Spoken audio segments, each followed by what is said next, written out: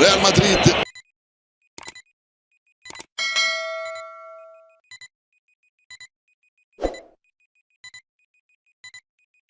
مباراة ريال مدريد ضد أوساسونا ضمن منافسات الجولة التاسعة من الدوري الأسباني موسم 2023-2024 على ملعب سانتياغو برنابيو. أما بالنسبة لتشكيل ريال مدريد الرسمي كما هو موضح أمامكم الآن: